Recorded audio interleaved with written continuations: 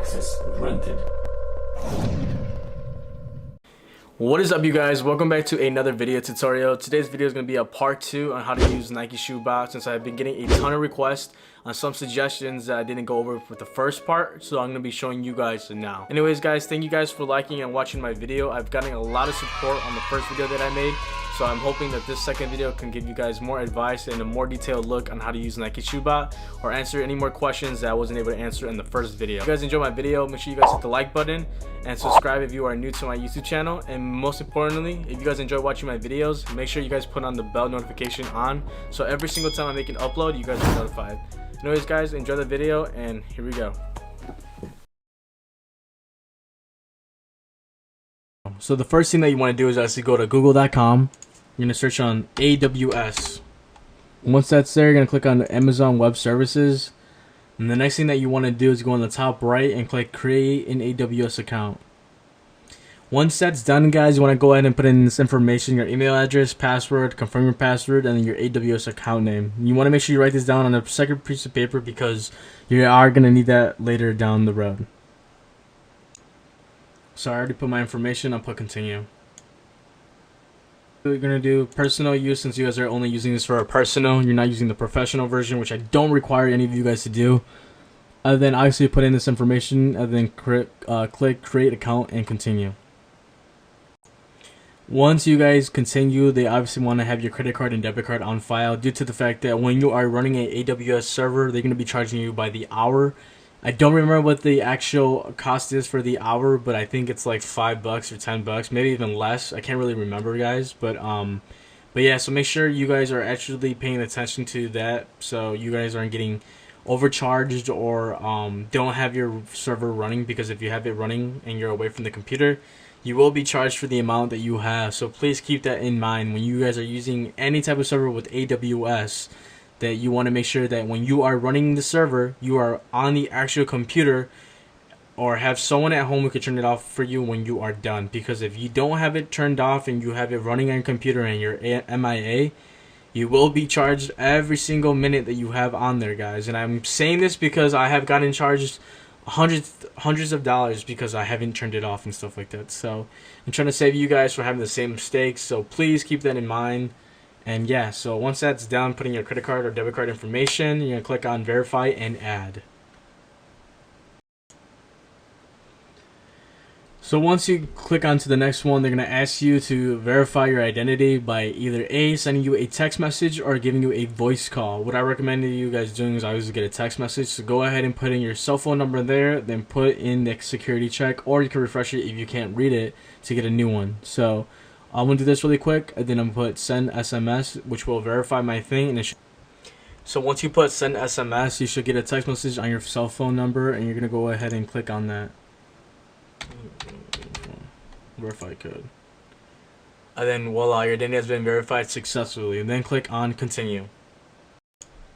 So guys, it's gonna give you 3 options to select from the support plan, and all you want to do is click on the basic plan, due to the fact that you guys are just new to the AWS thing, and you don't need any of this other excessive stuff that you don't require for a server for a bot. So just go ahead and click on basic. And then once that's done, you can say, welcome to Amazon Web Services. Thank you for creating an Amazon Web account. We are activating your account, which should take only a few minutes. You will receive an email with this when it is complete. So when it is completed, guys, you will receive an email. Give it about 2 minutes. Then after that, it should give you a redirection onto what to do next. Alright guys, so once you guys are done creating your account, all you got to do is go to My Account, AWS Management Console. Now you want to click on root user, and then click in your credentials that you used to create your account. And then click next, and then put in your password.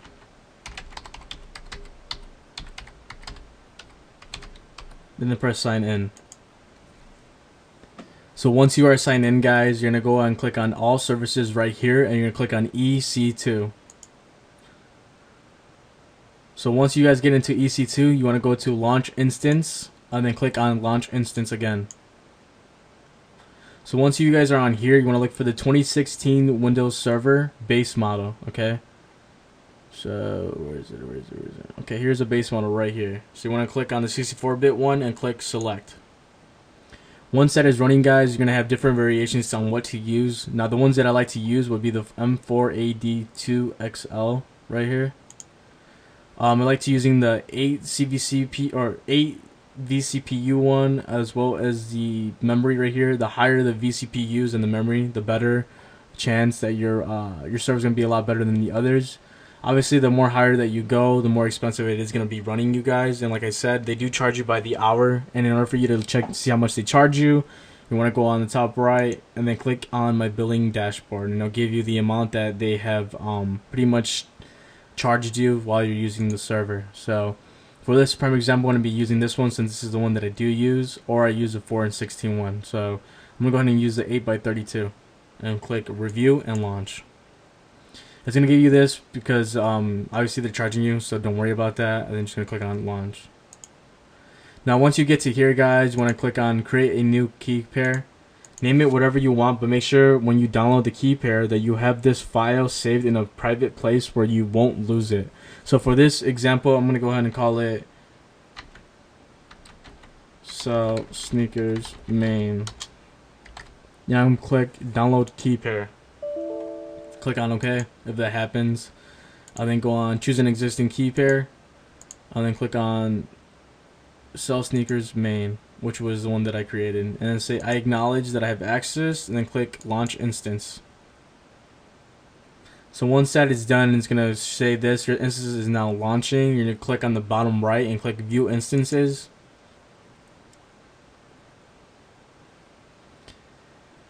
And then after that, it's going to be saying running right now, guys, because it's initializing it right now. And obviously I had a prior one, but I'm going to show you this one that I have. And then once that is done, it's going to say running. So once it is done running, you want to go and click on right click it and then click on connect. Now you want to re-download the remote desktop file in case you don't have it, but I will do that right now. And then I will get password. Alright, so this is making me wait a little bit, so I'm going to close that really quick. So I got to wait until it's done initializing, so I'm going to just use... Alright guys, so once it is done initializing, it still is doing it, but I think it's going to work right now. You want to right click and click on connect. Once you connect it, guys, you want to click on download remote desktop, which I already did. So click on that first and then get password. Now you want to choose a file that you clicked on, which was that PEM file. So you want to go on to... Nike SellSneakerz main, which is right here, and click open, and then click on decrypt password. Here is my password, so I'm actually going to copy that. You want to copy that password when you're done, and then click close. And then you want to go onto here really quick and open that up. Click connect. And then you want to just copy and paste that password that you copied and then click OK. Click on yes. And then after that, let it do its own thing. Right now it's actually going to be updating its stuff. And then once you are done, I'm going to show you what else you guys can do to configure the bot, or not the bot, the server, and then configure the time frame. So once your server is up and running, all you want to do is right click. And then go on to adjust time or adjust your time, and then click on your time zone that you have. So for example, mine's gonna be Central Standard Time. So let me find mine really quick. I think I missed it actually. Atlantic Time, Central. Where was it? I just seen you. All right, here you go. Then bam. So now you got that. So now it's 8:06 now. Then I'm gonna go down on the bottom left to configure your stuff. You want to go to server management. So once the server manager is up, guys, you want to click on your local server, the one that you are using, and then you want to go onto Windows Defender, and you want to actually turn these all off, guys. That way that doesn't mess up anything with your bot or internet connection and stuff like that, so that way it's not blocking anything. So once that's done, just exit out. Then you want to go on to IE Enhancement Security Configuration. You want to click that and turn off on both. Alright guys, so once that's done, you can go ahead and exit that out. Now the next thing that you want to do is download Google Chrome, so you could download NSB onto there, onto your server. And all you want to do is go onto Internet Explorer. Okay, ask me later for now. Google Chrome download.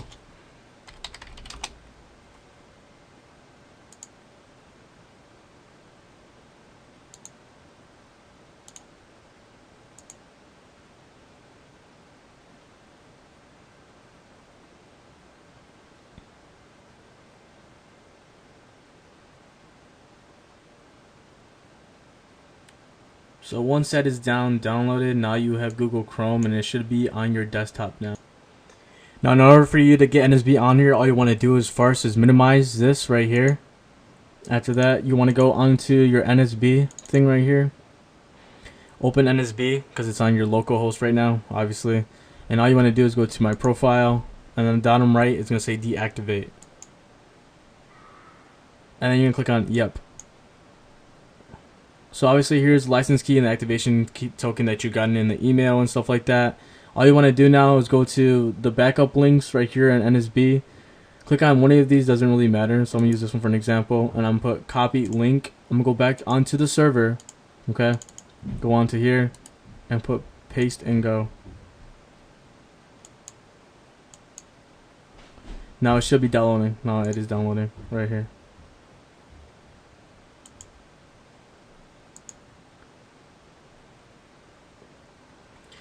So once that is downloading, since like I said, you got to get that in the NSB Discord, it'll be in the backup links. You're going to go ahead into your Gmail account now, guys, and log in, and then go ahead and put your license key and your activation key.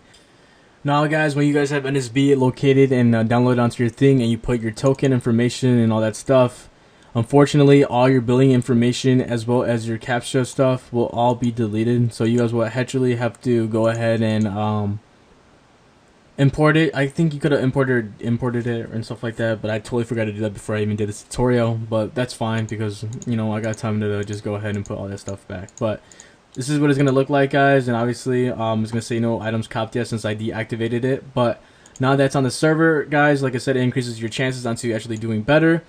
And yeah, so that's how you pretty much set it up.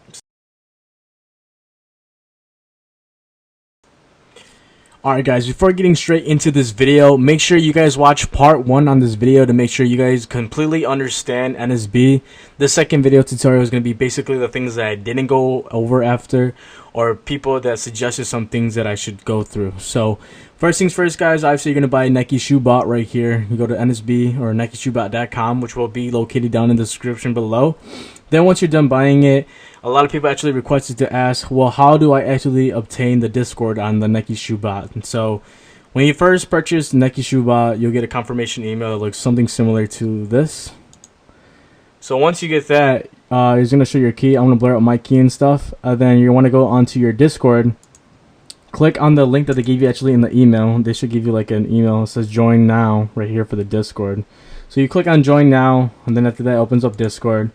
Then on the left side, it's going to show you stuff, but it's not going to show you guys the entire list. In order for you to unlock the entire list, what you want to do is go onto the right side and click on the bots for NSB bot. Once you click on NSB bot, you're going to say something random like ASDF as it for now. And then it says he's going to bring you onto the NSB bot replying back to you. Now, the thing that you want to say in order for you to activate the thing is you want to go back onto your Gmail account. Or wherever the thing was, hold on. And you want to just copy, I think it's either going to be the key or the token. So you want to copy that completely. Then when you're done copying that, you're going to go back onto the Discord and then control paste onto there. So I already have access to it. So once you have access, it's going to show you a little example like this. It's going to say validating your license, and then hi fellow sneakerhead, permission granted. Welcome to our humble Discord group. So once you have the Discord group, on the left side panel, you're going to have the NSB thing. Now you're going to have all the information, all the important stuff, the chats, the success, support, all this stuff unlocked. And as I mentioned in the first video, guys, you always want to make sure that you guys are looking at the announcements page, because Cypher or Nanik will be posting a lot of stuff related to the bot itself regarding updates or anything that they have changed or recommended doing. So if you guys have more information or need help on releases, you can also click on the left side of the link and go to releases instructions. And Nanik or Cypher, or even previous NSB users who have been using this bot for a long time, also known as the elites, will be giving you guys advice on how to get the shoe, or we'll try to give you like best information on how to set up like hours prior to a actual release. So that is how you get into NSB's Discord group. A lot of people were actually giving me questions, concerns about this, because I guess a lot of people weren't getting on there. So I decided to make this video. So Restocks is actually simple. So first things first, guys, you want to open NSB, which I'm doing right now as we speak. Okay, once NSB is done, I'm going to be going pretty much Restocks and Blue Task. Blue Task is pretty simple. With Blue Task, all you really want to do is, so basically what as I mentioned in the first video before, when you have NSB, it gives you like a monitor page, and what you want to do in order for you to create Blue Task and monitor pages, I guess, we have to go onto the monitors, create a new monitor, and like I said, you want to click in what's it called, connect your Discord. I think you have to click on this one. Yeah, you click that, and then you put in your login credentials, and then once you're logged in, you click on new monitor. Then for example, I'm using NSB's one, so in order for you guys to use the same NSB one, I want to click on fetch servers first. So once that was fetched, it's going to say on the right side, bottom right, it says servers fetched. So you're going to click on NSB, click on the channel name, which would be monitors. So I already have that already on here, but you're going to click on that usually, and then you click submit. So this is what's going to show up, guys, NSB and monitor. So once that's done, in order for you to run Blue Task and pretty much have your monitors page and stuff like that, all you want to do is click on a website. Most likely it's going to be on a Shopify site. For this example, I'm going to go ahead and let's use Concepts. So I'm going to use safe mode. Use safe mode when you're doing a restock. If something becomes live, use fast modes, but as of right now, when you're catching a restock and using Blue Task, use safe mode. So once you have safe mode, you're going to want that. You want to go to advanced, and then you want to click on use shared monitor. Now let's say you're going for a Jordan Blue 1, right? You're going to put Air Jordan Retro High 1 Royal Blue. Okay, so that's all you really have to do for that. After that, you can click onto your selective billing address, the debit one I'm going to use. Actually, yeah, I'll use the debit one for right now. And then you can click on the proxy provider that you want. Usually you want to run one that has a lot of proxies. I'll go over that in a little bit. But for example, for right now, I'm going to use one. That's what I called it, number 1. So I'm going to click that. So once you're done with that, you can create several tasks by just going like this or writing it down, saying 10, 22, whatever it might be. For this example, I'm going to just put 2. And then I'm going to click submit. Okay, so right now, Blue Tasks are running, which means that it's monitoring that website Concepts, and it's using these tags that I use, which is the Air Jordan Retro High 1 Royal Blue. Okay, so pretty much it's going to be looking for these keywords. Okay, the keywords are going to be the things that usually pop up when it's something restocks. So right now, obviously, Concepts isn't restocking anything as of right now. So right now, it's just going to keep on saying monitoring. But usually when the product becomes live, like for example, let's say a shoe on Concepts, just use a Royal Blue one for an example, was releasing at 9 AM this morning or something, and I decided to start a Blue Task at 8:50 with those keywords exactly. Once it became live at 9 AM, this would automatically capture it, and it would start running like this. So it'll get sessions and monitoring, it would turn into a yellow task, and then it'd try to get through. But obviously, guys, that's not the case, since right now this is just a prime example. But that's basically how you would do it on the Shopify site, because I don't think you can run a monitor task on foot sites and stuff like that. So you can use it on any Shopify site, but that's basically kind of it, you know. But like I said, it's pretty easy to use a Blue Task. Like I said, it definitely is a lot helpful when you're using the keywords. As I mentioned before, go into the releases instructions, and I'm going to tell you which ones to use for like the SKU number, or the actual keywords to use on a website. So for example, Tofu, who's one of the elite members here in NSB, gave us information on the potential restock on Supreme Air Force Ones. Obviously, he gave you the time when time was going to release at 11 AM Eastern Standard Time. Would have been 10 AM my time, Central Standard Time. The keyword would have used would have been Air Force, and you could have ran a blue test on this one if you wanted to. And yeah, you pretty much would have got lucky and hit, since the keyword was Air Force, and you probably would have got the product live once it was live, and you probably would have been able to check out. But like I said, NSB sometimes hits and sometimes doesn't, guys. So it really just depends on your guys' setup and how you're actually going to be doing everything. A lot of people were asking me how would I do the ratio rate for the proxies. So pretty much it's like this, guys. So what I like to do personally is I like to create several proxy lists because I have several providers that I do use. I technically just put 25 in every single list just so it makes it a lot easier. Sometimes to mess around and do 200 if I'm running for Restocks. So obviously with Restocks, you want to have a lot of proxies due to the fact that within that certain amount of time that you are using your proxies, they are going to get banned. So the more proxies that you have, the better chance you are going to be able to check out on a restock. And then obviously you're going to want to run residential proxies for restocks. You can also use data center, but I don't recommend that at all. I'd rather you guys use residential, since residential is a lot slower, but they are more of a decrease of getting banned on that specific website, whether it's Shopify sites or a foot site. So that definitely does help with that. Thank you guys for watching this video. If you guys enjoyed it, make sure you guys like and subscribe. And if you guys have any questions, drop it down below in the comment section below, and I'll make sure to get back to it and make another video. Thanks guys, and have an awesome day.